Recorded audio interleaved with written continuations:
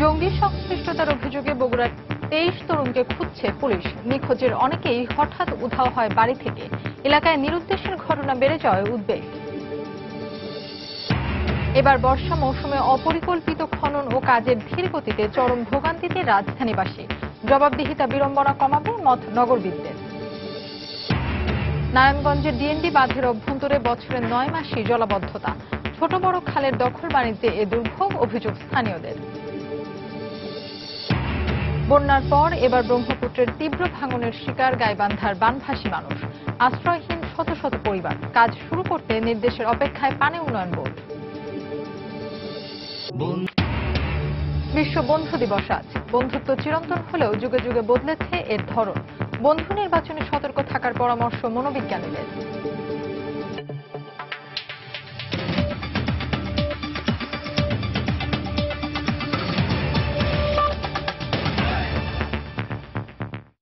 সময় সংবাদের সঙ্গে আছি আমি ফাহমিদা মৌটুসী।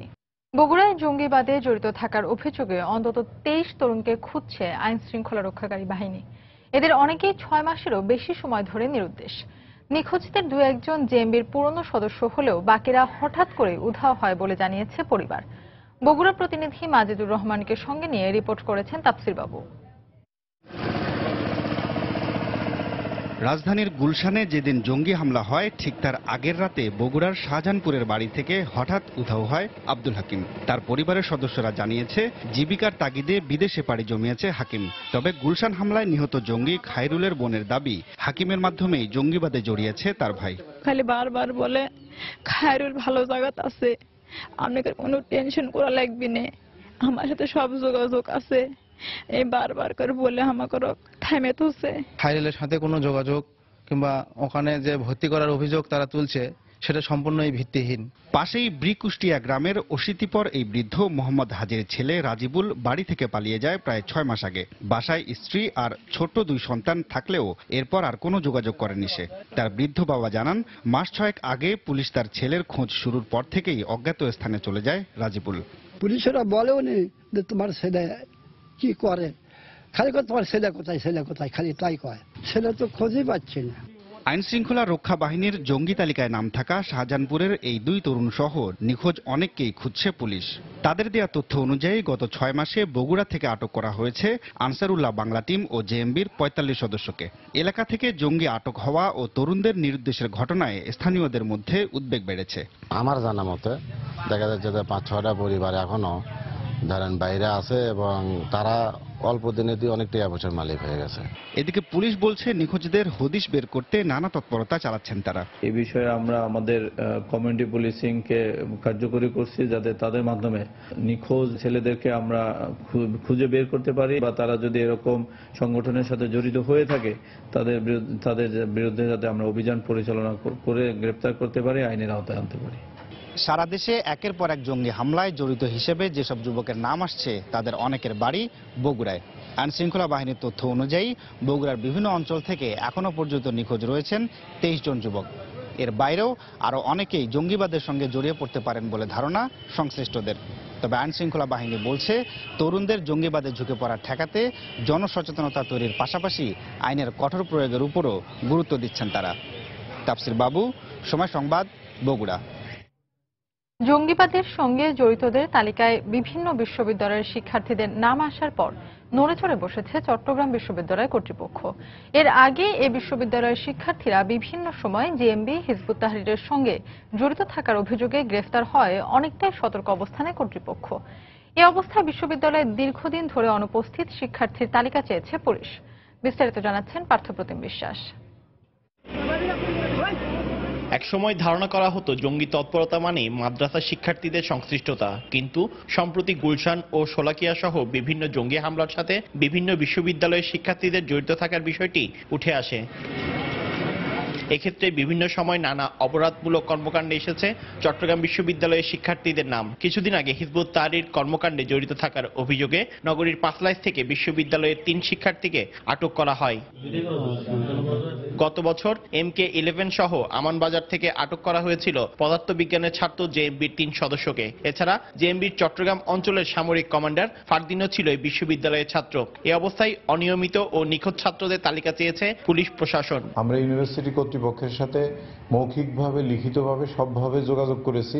ইউনিভার্সিটি কর্তৃপক্ষকে আমরা অনুরোধ করছি তারাও যেন বিষয়গুলো অনুসরণ করে। এছাড়া বিশ্ববিদ্যালয়ের কোনো শিক্ষকের বিরুদ্ধে যদি জঙ্গিবাদের মদদ দেওয়ার সত্যতা পাওয়া যায় তাদের বিরুদ্ধেও ব্যবস্থা নেওয়ার কথা জানালেন শিক্ষক সমিতির সাধারণ সম্পাদক। জঙ্গিবাদের বা সন্ত্রাসের এখানে খবর পাওয়া যাবে, আমরা যদি এটা প্রমাণ সাপেক্ষে আমরা ধরতে পারি তার বিরুদ্ধে কঠিন শাস্তিমূলক ব্যবস্থা করা হবে। বিশ্ববিদ্যালয়ের উপাচার্য জানালেন, জঙ্গিবাদ প্রতিরোধে জিরো টলারেন্স নীতি অনুসরণ করা হচ্ছে। উগ্রপন্থীর সাথে ন্যূনতম সংশ্লিষ্ট যদি আমরা খুঁজে পাই বা গোয়েন্দা বা পুলিশ যে কোনো ভাবে যদি আমরা ইনফরমেশন পেয়ে থাকি তাহলে সঙ্গে সঙ্গে আমরা কঠোর একটা অবস্থান নেব। সেটাকে আমরা বলছি জিরো টলারেন্স নীতি আমরা অবলম্বন করেছি। চট্টগ্রাম বিশ্ববিদ্যালয়ে 8টি অনুষদে পড়াশোনা করছে প্রায় 22,000 শিক্ষার্থী। পার্থপ্রতিম বিশ্বাস, সময় সংবাদ, চট্টগ্রাম। গুলশান হামলার দিন হোলি আর্টিজান রেস্তোরাঁয় জঙ্গিদের সঙ্গে নর্থ সাউথ বিশ্ববিদ্যালয়ের সাবেক শিক্ষক হাসনাত করিমের অন্তরঙ্গ আলোচনার কয়েকটি ছবি প্রকাশ হয়েছে বিভিন্ন গণমাধ্যমে। এসব ছবিতে দেখা যায় অস্ত্র হাতে দুজন জঙ্গি দাঁড়িয়ে আছে হাসনাত করিমের সামনে। তাদের উদ্দেশ্যে ব্রিফ করছেন হাসনাত। অপর ছবিতে দেখা যায় ব্রিফ শেষে চলে যাচ্ছেন নর্থ সাউথ বিশ্ববিদ্যালয়ের সাবেক এই শিক্ষক, পেছনে যাচ্ছে দুই জঙ্গি। গুলশান ঘটনার সঙ্গে জড়িত সন্দেহে এরই মধ্যে হাসনাত ও তাহমিদকে 8 দিন করে রিমান্ডে নিয়েছে পুলিশ।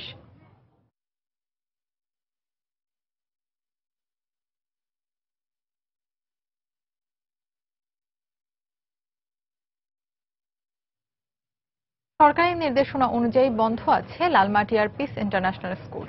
অন্য নাম দিয়ে পিস স্কুল খোলার কথা শোনা গেলেও শেষ পর্যন্ত খোলা হয়নি বলে জানান অভিভাবকরা। সাধারণত সকাল 6টায় স্কুলের শিক্ষা কার্যক্রম শুরু হলেও রোববার সকালে লালমাটিয়ার পিস স্কুলের 2টি শাখা বন্ধ পান অভিভাবকরা। তবে শিক্ষাবর্ষের মাঝে হঠাৎ করে স্কুল বন্ধ হয় সন্তানের ভবিষ্যৎ নিয়ে উদ্বিগ্ন অভিভাবকরা। লালমাটিয়ার 2টি শাখায় প্রায় 1000 শিক্ষার্থী পড়াশোনা করত। পিসি স্কুল বন্ধের ঘোষণার পর গত শনিবার শিক্ষামন্ত্রী অন্য নামে পিসি স্কুল খোলার বিষয়ে কঠোর হুঁশিয়ারি দিয়েছিলেন। একজন দুইজন না, 1000-এর মতো স্টুডেন্ট, এটা কি করে? আমার 7 আমি একটা স্কুলে কোথায় ঢুকতে পারি? 1 2 3 তে আই মিন কেজি নার্সারিতে এক জায়গায় ঢুকতে পারে, 7-এ তো এটা পারে। আমরা এখন কোনো স্কুলে নিতেও পারছি না। বাচ্চা কিন্তু ডিস্টার্বও করছে যে আমাকে স্কুলে যাবো না যেমন এরকম বলছে। আমাদের তো এটা বিশাল সমস্যা। এটা জঙ্গিবাদ সৃষ্টিকারীদের সঙ্গে কোনো ঐক্য হতে পারে না উল্লেখ করে গৃহায়ন ও গণপূর্ত মন্ত্রী বলেছেন, জঙ্গিবাদ মোকাবেলায় সরকার সবকিছু করছে। সকালে জাতীয় শিল্পকলা একাডেমিতে যুবলীগ আয়োজিত বঙ্গমাতা শেখ ফজিলাতুন্নেসা মুজিবের জন্মবার্ষিকীর আলোচনা সভায় তিনি এ মন্তব্য করেন। তিনি বলেন, জঙ্গি প্রতিরোধে ইতিমধ্যেই জনতার মাঝে জাতীয় ঐক্য সৃষ্টি হয়েছে।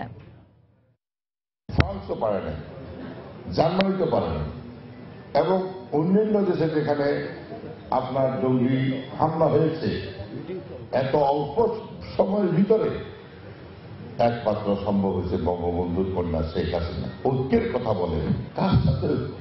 যারা বাংলাদেশ সৃষ্টি করেছে, যারা জঙ্গিবাদ সৃষ্টি করেছে।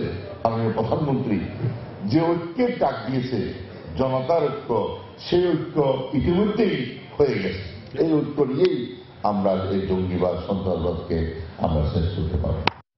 পানি নিষ্কাশন ব্যবস্থা না থাকায় নারায়ণগঞ্জের ডিএনডি বাঁধের ভেতরে বছরের 9 মাস এলাকাবাসীকে জলাবদ্ধ অবস্থায় থাকতে হয়। প্রভাবশালীরা ছোট বড় খালগুলো দখল করে ভরাট করায় এই জলাবদ্ধতার সৃষ্টি হয়েছে বলে অভিযোগ স্থানীয়দের। অবশ্য স্থায়ীভাবে সমস্যার সমাধানে উদ্যোগ নেওয়া হয়েছে বলে জানিয়েছে পানি উন্নয়ন বোর্ড। নারায়ণগঞ্জ থেকে শওকত আলী সৈকতের পাঠানো তথ্য ও আব্দুল্লাহ আল মামুনের ছবি নিয়ে ডেস্ক রিপোর্ট। ছোট ছোট শিশুরা হাঁটু পানি ভেঙে স্কুলে যাচ্ছে। শ্রমজীবী মানুষ পানির মধ্যে ঠেলছে রিকশা ও ভ্যান গাড়ি। কারো বসত রান্নাঘরে, আবার কারো বাড়ির আঙিনা ভাসছে ময়লা ও দুর্গন্ধযুক্ত পানিতে। এতে পেটের পীড়া ও চর্মরোগ সহ নানা পানিবাহিত রোগে আক্রান্ত হচ্ছে এলাকাবাসী। নারায়ণগঞ্জ সদর উপজেলার ডিএনডি বাঁধের অভ্যন্তরে ফতুল্লা, কুতুবপুর, লালপুর, ইসদাইর ও লালখাঁ এলাকায় এ অবস্থা। প্রভাবশালীরা ছোট বড় সব খাল দখল করে ভরাট করায় পানি নিষ্কাশন হতে না পেরে এ জলাবদ্ধতার সৃষ্টি হয়েছে বলে অভিযোগ স্থানীয়দের। আধা ঘন্টা বৃষ্টি হইলেই পুরা বাড়িঘর তলায় যায়। দুর্গন্ধ পানি, অনেক ময়লা লাগে। আমগো দোকানপাট সব বন্ধ হয়েছে। খাইতে পারতেছি না, ঠিক মতন শুইতে পারতেছি না, কাজেও যেতে পারছি না। গায়ে পেছায় ঘুরে গেছে। বুঝছেন, অসুখ বিসুখ ডায়রিয়া হইতেছে। ড্রেনের ময়লা দিয়ে আসে, এই ময়লার পানি দিয়ে গোসল করতে হয়, খাইতে হয়, থাকতে হয়, বাচ্চাকে নিয়ে স্কুলে যাইতে পারি না। সমস্যা সমাধানে গণসচেতনতা সৃষ্টির পাশাপাশি পরিকল্পনা মন্ত্রণালয়ের পদক্ষেপ গ্রহণের দাবি জানিয়েছেন স্থানীয় এ জনপ্রতিনিধি। আমাদের এই পানি নিষ্কাশনের যে খালগুলো ছিল, সমস্ত খালগুলো কিন্তু এখন মানুষের দখলে চলে এসেছে, বিশেষ করে শিল্পপতিদের দখলে। ডাইং এর যে ডাস্টগুলা এই খালের মধ্যে ফেলায়, এক সপ্তাহে দেখা গেছে আপনার কয়েক টন পলিথিন জমে যায় ইয়ের মধ্যে, আমাদের খালের মধ্যে। পানি উন্নয়ন বোর্ড প্রতি বছর একটু কাজ করে, লোক দেখানো কিছু কাজ করে, তাদের এই কাজ কোনো কাজই আসে না আমাদের। অবশ্য সমস্যা সমাধানে পানি নিষ্কাশনে আরো 37টি পাম্প বসানোর উদ্যোগের কথা জানালেন পানি উন্নয়ন বোর্ডের এই কর্মকর্তা। চিএনজি এলাকার জলাবদ্ধতা নিরসন কল্পে এখানে বসবে 60টা। আদমজীনগরে একটা নতুন পাম্প স্টেশন হবে, সেখানে বসবে 6টা। ফতুল্লাতে একটা পাম্পিং প্লান্ট হবে, সেখানে বসবে 12টা। আর পাগলাতে 10টা পাম্প বসবে ছোট সাইজের, শ্যামপুরে বসবে 2টা। নারায়ণগঞ্জের ডিএনডি বাঁধের অভ্যন্তরে 3 লক্ষাধিক মানুষ জলাবদ্ধতার কবলে রয়েছেন। সময় সংবাদ, নারায়ণগঞ্জ। সময় সংবাদে আরো থাকছে, কার্যক্রম বন্ধে এখনো নোটিশ পায়নি সিটি সেল। দ্রুত বকেয়া পরিশোধের কথা জানালো প্রতিষ্ঠানটি। সাড়া না পেয়ে ব্যবস্থা নেওয়া হচ্ছে বলছে বিটিআরসি। প্রধানমন্ত্রী শেখ হাসিনার সঙ্গে বিদায়ী সাক্ষাৎ করেছেন বাংলাদেশে নিযুক্ত ভিয়েতনামের রাষ্ট্রদূত নগুয়েন কুয়াংথুক। সকালে প্রধানমন্ত্রীর কার্যালয়ে এ সাক্ষাৎ করেন তিনি। এ সময় প্রধানমন্ত্রীর পররাষ্ট্র বিষয়ক উপদেষ্টা গওহর রিজভী এবং দুদেশের ঊর্ধ্বতন কর্মকর্তারা উপস্থিত ছিলেন। বিদায়ী রাষ্ট্রদূত সাক্ষাতের সময় দায়িত্ব পালনে সহযোগিতার জন্য কৃতজ্ঞতা প্রকাশ করেন।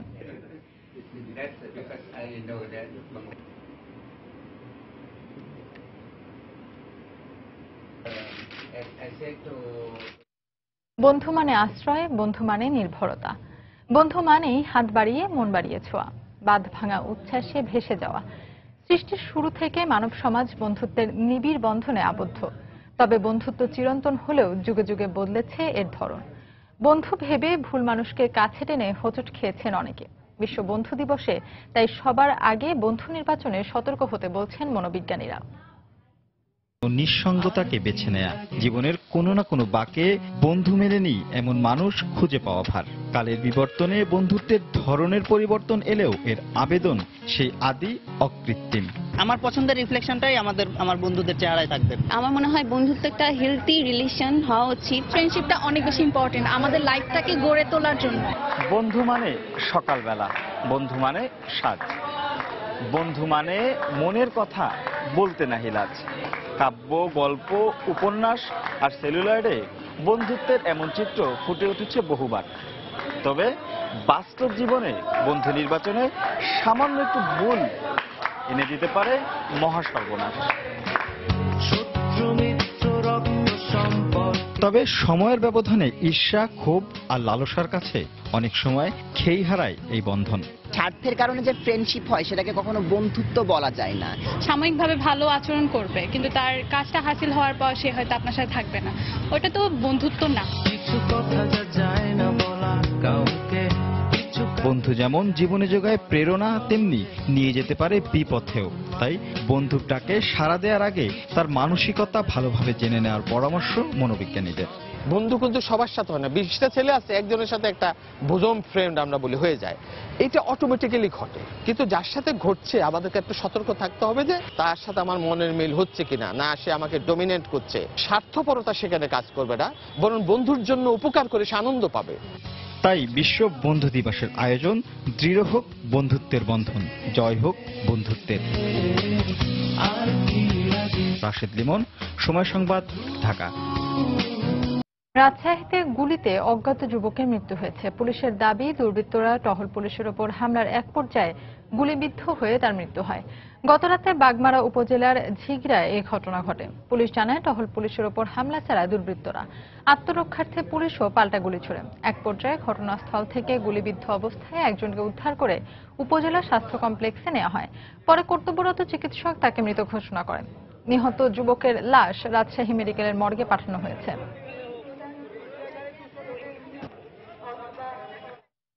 বানের জল নেমে গেছে, তবে নদী ভাঙনে এবার চোখের জল ফেলতে হচ্ছে গাইবান্ধার বানভাসী মানুষকে।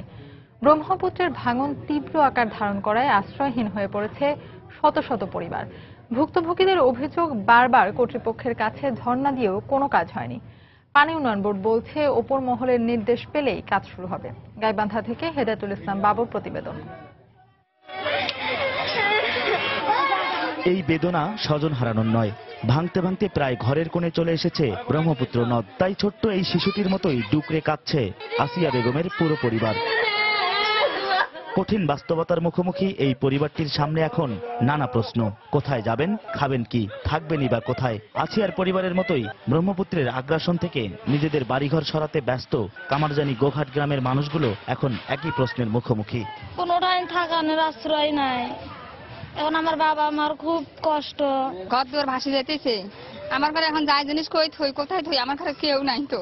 গ্রামের পর গ্রাম গিলেছে, দিনের পর দিন বড় হয়েছে ব্রহ্মপুত্র নদের পরিসর। দফায় দফায় ভাঙনের কবলে পড়ে আটোসাটো হয়েছে মানুষের আবাসন। তারপরও যাদের ভাঙন ঠেকানোর কথা তারা নির্বিকার। প্রাইমারি স্কুল আছে, মাদ্রাসা আছে, তারপরে মন্দির আছে, এখানে অনেক কিছু আছে, কিন্তু আমাদের দরকার অতি তাড়াতাড়ি পানি উন্নয়ন বোর্ডের জন্য কাজ করিয়ে এই এলাকাটা ঠেকায়। আমার মতো আর যেন কারো ভরসা দিতে ভাঙ্গা না লাগে, তাই আমি চাচ্ছি এখান থেকে যেন নদী ফিরে যায়। বারবার কর্তৃপক্ষ পরিদর্শন করেছে, কিন্তু কাজের কাজ কিছুই হয়নি। বাধ্য হয়ে অস্তিত্ব রক্ষার লড়াইয়ে টিকে থাকতে চাঁদার টাকায় বালির বস্তা দিয়ে ভাঙন ঠেকানোর চেষ্টা করছেন গ্রামবাসী। আর পানি উন্নয়ন বোর্ড ওপরের নির্দেশের অপেক্ষায়। মূলত এখানে যে ভাঙন, এখানে এমনি নর্মালি পাইলিং কিংবা ওই ছোট গানি ব্যাগ দিয়ে রক্ষা করা যাবে না। এখানে পার্মানেন্ট একটা কাজের প্রয়োজন। এই পার্মানেন্ট কাজের জন্য আমরা অলরেডি আমাদের টেকনিক্যাল টিম গঠন হয়ে গেছে। এখন আমাদের ডিজাইনটা চলে আসলে আমরা এটা ডিপিপি সাবমিট করব। গত এক সপ্তাহে শতাধিক পরিবারের ভিটেমাটি ব্রহ্মপুত্রে বিলীন হয়েছে, আর ভাঙনের মুখে পড়েছে প্রায় 1000 পরিবার। ব্রহ্মপুত্র নদের ভাঙনের মুখে এভাবে প্রায় প্রতিদিনই ভিটেমাটি ছিঁড়ে নিরুদ্দেশ হয়ে যাচ্ছে এক একটি পরিবার। এলাকাবাসী জানে না আর কত পরিবার নিঃস্ব হলে পানি উন্নয়ন বোর্ডের ঘুম ভাঙবে, ভাঙন ঠেকবে, বাড়িঘর রক্ষা হবে। হেদায়েতুল ইসলাম বাবু, সময় সংবাদ, গাইবান্ধা। সময় সংবাদে আরো থাকছে, রিও অলিম্পিকের প্রথম স্বর্ণ জিতলেন যুক্তরাষ্ট্রের ভার্জিনিয়া ট্রাসার। আসরের প্রথম রৌপ্য ও ব্রোঞ্জ গেছে চীনের ঘরে। ভারতের আসাম থেকে আসা বন্য হাতিটি উদ্ধারে কাজ শুরু করেছে উদ্ধারকারী দল। দলছুট হওয়া হাতিটি 9 দিন ধরে জামালপুরের বিভিন্ন বিলে ঘুরে বেড়াচ্ছে। বর্তমানে এ বন্য হাতিটি অবস্থান করছে জামালপুরের মাদারগঞ্জ উপজেলার মদনগোপাল মোজাটি এলাকায়। দলছুট হওয়া ভারতীয় হাতিটিকে লক্ষ্য করে চেতনানাশক ইনজেকশন দিয়ে উদ্ধারের চেষ্টা করছে প্রাণী বিশেষজ্ঞ দল। গত 26 জুন আসামের সিংমারি পাহাড় থেকে দলছুট হয়ে উজানের পানিতে ভেসে আসা হাতিটি প্রথমে আটকা পড়ে কুড়িগ্রামের ব্রহ্মপুত্র নদের নয়াচরে। পরে সিরাজগঞ্জ হয়ে জামালপুরের বিলে আটকা পড়ে এই বন্যপ্রাণীটি। উৎসবমুখর পরিবেশে দেশের বেশ কয়েকটি পৌরসভা নির্বাচনে ভোট গ্রহণ চলছে। সকাল 8টা থেকে শুরু হওয়া এই ভোট গ্রহণ চলবে বিকেল 4টা পর্যন্ত। ভোট নির্বিঘ্ন করতে কেন্দ্রগুলোতে পর্যাপ্ত আইন শৃঙ্খলা রক্ষা বাহিনীর সদস্য মোতায়েন করা হয়েছে। ব্যুরো প্রতিবেদক ও জেলা প্রতিনিধিদের পাঠানো তথ্য ছবি নিয়ে ডেস্ক রিপোর্ট। সকাল থেকে দীর্ঘ লাইনে দাঁড়িয়ে রংপুরের পীরগঞ্জ পৌরসভা নির্বাচনে ভোটাধিকার প্রয়োগ করছেন ভোটাররা। এই নির্বাচনে মেয়র পদে 4 জন, সাধারণ কাউন্সিলর পদে 47 জন এবং সংরক্ষিত মহিলা কাউন্সিলর পদে 10 জন প্রার্থী প্রতিদ্বন্দ্বিতা করছেন। এবার আমি নতুন ভোটার হয়েছি, এবার যোগ্য দেখে যাকে মনে হয়েছে তাকেই ভোট দিচ্ছি। সুষ্ঠুভাবেই, সারিবদ্ধভাবেই, সুশৃঙ্খলভাবেই জনগণ এখানে ভোট দিতে আসছেন। নীলফামারীর ডোমার পৌরসভা নির্বাচনে নারী ভোটারদের চেয়ে পুরুষ ভোটারদের উপস্থিতি বেশি লক্ষ্য করা গেছে সকালে। ভোট গ্রহণ নির্বিঘ্ন করতে নির্বাহী ম্যাজিস্ট্রেটের নেতৃত্বে ভ্রাম্যমাণ আদালত এবং পুলিশের পাশাপাশি বিজিবি টহল দিচ্ছে। যাকে আমি মনে করি যে জনগণের সেবা করতে পারবে, করতে পারবে, আমি তাকেই মনে করি জীবনের ফার্স্ট ভোটটা তাকেই দিয়েছি। পৌরসভা নির্বাচনের শুরুটা খুবই সুন্দর, প্রশাসনিক ব্যবস্থা খুব সুন্দর, আমাদের পর্যাপ্ত বিজিবি, র্যাব এবং পুলিশ ফোর্স রয়েছে। উৎসবমুখর পরিবেশে চলছে দিনাজপুরের ঘোড়াঘাট পৌরসভা নির্বাচনের ভোট গ্রহণ।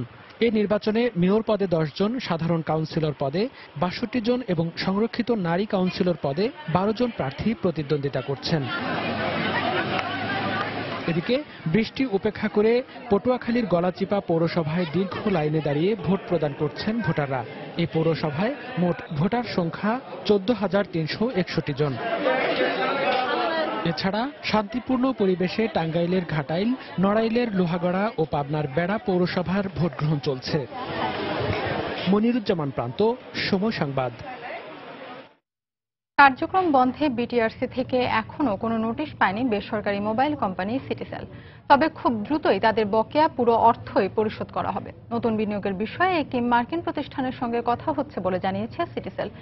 বিটিআরসি বলছে বারবার অনুরোধ করার পরেও সিটিসেল কর্তৃপক্ষ সাড়া না দেয়া তাদের বিরুদ্ধে ব্যবস্থা নেওয়া হচ্ছে। বিস্তারিত ইমতিয়াজ আহমেদের রিপোর্টে। বিশ্বে সেলুলার বা মোবাইল ফোনের যাত্রা শুরু হয় 70-এর দশকে আর বাণিজ্যিকভাবে তা চালু হয় 1983 সাল থেকে। তবে বাংলাদেশে এই প্রযুক্তির পথ চলা সিটিসেলের হাত ধরে 1989-এ। পরবর্তীতে রাষ্ট্রায়ত্ত টেলিটক সহ আরো 4টি মোবাইল অপারেটরকে বাংলাদেশে মোবাইল সেবার লাইসেন্স প্রদান করা হয়। শুরুতেই গ্রাহকদের কাছে জনপ্রিয় হলেও সিডিএমএ প্রযুক্তির কারণে ধীরে ধীরে গ্রাহক হারাতে থাকে দেশের প্রথম মোবাইল সেবা প্রদানকারী এই অপারেটরটি, যার গ্রাহক সংখ্যা বর্তমানে 7 লাখ। এখনো নেটওয়ার্কের বাইরে যেতে পারিনি। নানা সমস্যায় গেল 3 বছরে বিটিআরসির বিভিন্ন ফি এবং রাজস্ব বোর্ডের ভ্যাট বাবদ কোম্পানিটির বর্তমান বকেয়া দাঁড়িয়েছে 477 কোটি 51 লাখ টাকা। এই অবস্থায় গেল সপ্তাহে সিটিসেলের কার্যক্রম বন্ধে আইনানুগ ব্যবস্থা গ্রহণের উল্লেখ করে গ্রাহকদের বিকল্প ব্যবস্থা গ্রহণের জন্য চলতি মাসের 16 তারিখ পর্যন্ত সময় দিয়ে নোটিশ দেয় বিটিআরসি। যে সমস্ত অপারেটরদের টাকা পয়সা বাকি থাকে তাদেরকে আমরা ওই টাকা পয়সা দিয়ে দেওয়ার জন্য অনুরোধ করি। তো বারংবার অনুরোধ করার পরে যখন জিনিসটার সমাধান হয় না তখন আমাদেরকে একটা ড্রাস্টিক স্টেপ নিতে হয়।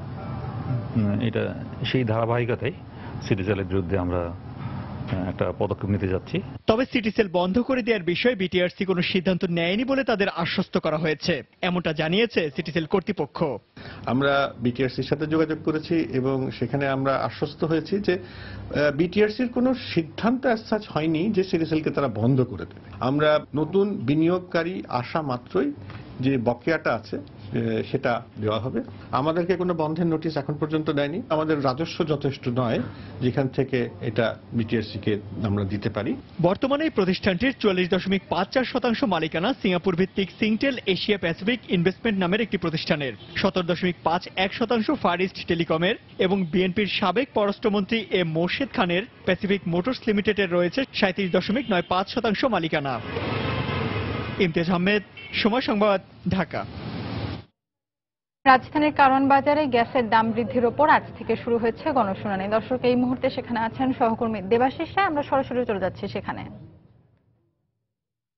দেবাশিস, যে আসলে 6টি বিতরণ সংস্থা প্রাকৃতিক গ্যাসের এবং সঙ্গে সঙ্গে একটি সঞ্চালন সংস্থা আর পাশাপাশি গ্যাসের যে নিয়ন্ত্রণ সংস্থাগুলি রয়েছে সেই নিয়ন্ত্রণ সংস্থাগুলির পক্ষ থেকে কিন্তু গত এপ্রিল মাসে এই গ্যাসের দাম বাড়ানোর জন্য প্রস্তাব করা হয়েছিল বাংলাদেশ এনার্জি রেগুলেটরি কমিশনে। আজকে প্রথম দিন সেই শুনানি অনুষ্ঠিত হচ্ছে। আজকে শুনানির প্রথম দিনে কিন্তু গ্যাস সঞ্চালনের দায়িত্বে যে কোম্পানিটি রয়েছে গ্যাস ট্রান্সমিশন কোম্পানি লিমিটেড জিটিসিএল তাদের প্রস্তাবগুলি গণশুনানিতে তুলে ধরছে। আপনারা দেখতে পাচ্ছেন যে পিছনে গণশুনানির আয়োজন করেছে বাংলাদেশ এনার্জি রেগুলেটরি কমিশন এবং এখানে বিভিন্ন যে অংশগ্রহণকারী প্রতিষ্ঠানগুলি রয়েছে প্রতিষ্ঠানগুলি যারা প্রতিনিধি রয়েছেন সেই প্রতিনিধিরা কিন্তু এখানে তাদের বিভিন্ন যুক্তিগুলো এখানে তুলে ধরছেন। পাশাপাশি আপনাদেরকে আমি বলতে পারি যে আজকে গ্যাস ট্রান্সমিশন কোম্পানি লিমিটেড অর্থাৎ জিটিসিএল সঞ্চালনের দায়িত্বে যারা রয়েছে সেই জিটিসিএল এর পক্ষ থেকে প্রস্তাবকারী প্রতিষ্ঠান হিসেবে তারা গ্যাস দাম বৃদ্ধির যে বিভিন্ন যুক্তিগুলো সেই যুক্তিগুলো এখানে কমিশনে উপস্থাপন করছেন এবং আপনারা দেখতে পাচ্ছেন যে এখানে এফবিসিসিআই এর চেয়ারম্যান অর্থাৎ প্রেসিডেন্ট উনি এখানে উপস্থিত রয়েছেন এবং উনি এখন জেরা উপস্থাপন করছেন ব্যবসায়ীদের পক্ষ থেকে এবং পাশাপাশি আপনাদেরকে আমি দেখাতে পারি যে এখানে যে কমিশনের সদস্যরা রয়েছেন, কমিশনের 2 জন সদস্য এবং কমিশনের চেয়ারম্যান এখানে যে গণশুনানির মূল যে আয়োজন সেই আয়োজনটি কমিশনের পক্ষ থেকে পরিচালনা করছেন। এখানে মূলত এখন পর্যন্ত শুনানির যে স্তরটি চলছে সেই স্তরে প্রস্তাবকারী কোম্পানি তাদের যুক্তিগুলো উপস্থাপন করেছে এবং সেখানে সংশ্লিষ্ট বিভিন্ন মহল সেই যুক্তির খণ্ডন করার জন্য বা সেই যুক্তির যৌক্তিকতা নিয়ে অনেকগুলি প্রশ্ন তুলছেন এবং সেই প্রশ্নগুলি কিন্তু একের পর এক এখানে এক একজন জেরাকারী এসে উপস্থাপন করছেন। এখানে এরই মধ্যে যারা উপস্থাপন করেছেন একজন অধ্যাপক জ্বালানি বিশেষজ্ঞ, দ্বিতীয় জেরা উপস্থাপনকারী হিসেবে কিন্তু এখানে আপনারা এখন দেখতে পাচ্ছেন যে এফবিসিসি এর প্রেসিডেন্ট এখানে বিভিন্ন ব্যবসায়ীদের বিভিন্ন যুক্তিগুলো তুলে ধরছেন, যুক্তিগুলো এখানে তুলে ধরছেন আমরা দেখতে পাচ্ছি এবং একই রকম ভাবে এখানে আগামী আগামী 7 দিন ধরে এই শুনানি চলবে, যে 7 দিনে আসলে বিভিন্ন বিতরণ সংস্থাগুলোর পক্ষ থেকেও তাদের যে যুক্তিগুলো রয়েছে সেই যুক্তিগুলো এখানে উপস্থাপন করা হবে। এখন পর্যন্ত সঞ্চালন কোম্পানির পক্ষ থেকে বলা হচ্ছে যে মানসম্মত গ্যাস সরবরাহের জন্য তাদের পাইপলাইন সম্প্রসারণের অনেকগুলি প্রকল্প এখানে চলছে। সেই প্রকল্পগুলির কারণে তাদের প্রকল্প ব্যয় বাড়ছে এবং সেই প্রকল্প ব্যয়ের কারণে সঞ্চালন ব্যয় বেড়ে যাচ্ছে এবং সে কারণেই তারা গ্যাসের দাম বৃদ্ধির প্রস্তাব এখন পর্যন্ত করেছেন এবং শুনানির শেষ দিন থেকে 90 দিনের মধ্যে একটি নতুন মূল্যহারের সিদ্ধান্ত কমিশন দেবে এমনটি জানিয়েছে কমিশন। তো এই ছিল এখন পর্যন্ত শুনানির সর্বশেষ খবর। মৌটুসি। দর্শক, গ্যাসের দাম বৃদ্ধির উপর আজ থেকে শুরু হচ্ছে গণশুনানি। কারণ বাজার থেকে এ বিষয়ে বিস্তারিত জানাচ্ছিলেন আমাদের সহকর্মী দেবাশিস রায়। ব্যথার রোগীদের আরো আধুনিক চিকিৎসার উপর দিনব্যাপী কর্মশালা হচ্ছে রাজধানীর বারডেম হাসপাতালে। সকালে হাসপাতালের অডিটোরিয়ামে এই কর্মশালা শুরু হয়। প্রতিষ্ঠিত বিশেষজ্ঞদের পাশাপাশি কর্মশালায় অংশ নেন ভারত থেকে আসা বিশেষজ্ঞ ডাক্তার গৌতম দাস এবং ডাক্তার দেবজ্যোতি দত্ত। কর্মশালায় ব্যথার রোগীদের আধুনিক চিকিৎসা পদ্ধতি নিয়ে বিস্তারিত আলোচনা করা হয়। বারডেম হাসপাতাল ও বাংলাদেশ সোসাইটি অফ অ্যানেস্থেসিওলজিস্ট এর যৌথ উদ্যোগে আয়োজিত এই কর্মশালায় প্রধান অতিথি ছিলেন বাংলাদেশ ডায়াবেটিক সমিতির সভাপতি অধ্যাপক এ.কে. আজাদ খান।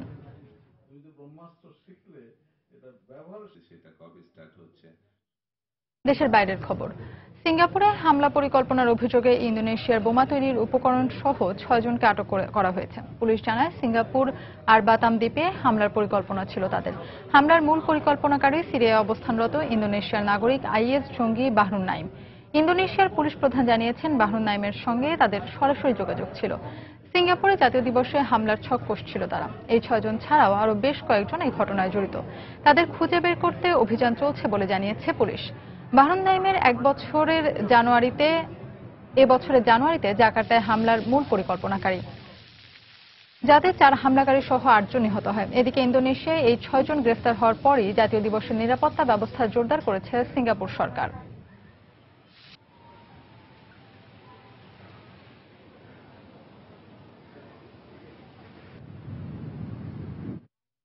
অলিম্পিক আসরের খবর।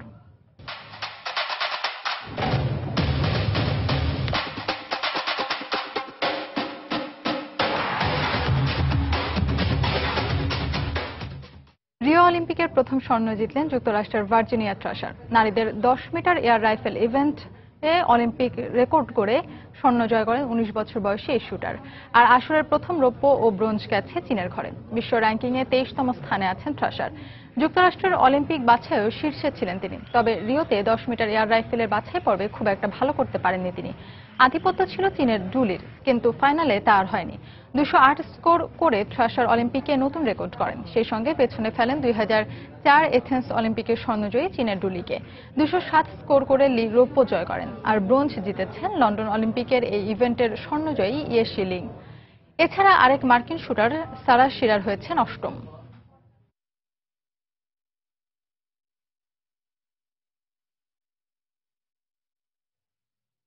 এদিকে রিও অলিম্পিকের উদ্বোধনের দিনেও অলিম্পিক বিরোধীদের প্রতিবাদ অব্যাহত ছিল। তবে কোনো ধরনের হতাহত বা অপ্রীতিকর ঘটনা হয়নি।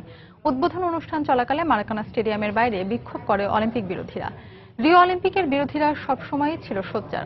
স্টেডিয়াম নির্মাণ সহ বিভিন্ন অবকাঠামো সংস্কারের অর্থ যোগান দিতে গিয়ে সরকারি কর্মচারীদের বেতন ভাতা ও হাসপাতালের বাজেট নিয়েও সমস্যায় পড়তে হয় কর্তৃপক্ষকে। এছাড়া দুর্নীতি এবং অতিরিক্ত অর্থ অপচয়ের কারণেও চলতে থাকে প্রতিবাদ। রিও অলিম্পিকের উদ্বোধন অনুষ্ঠান চলাকালে এর বিরোধীরা প্রতিবাদ ও বিক্ষোভের চেষ্টা করে। প্রায় 200 জন অলিম্পিক বিরোধী প্রতিবাদ জানায়। তবে টিয়ার গ্যাস ব্যবহার করে ব্রাজিলের রায়ট পুলিশ তাদের ছত্রভঙ্গ করে দেয়।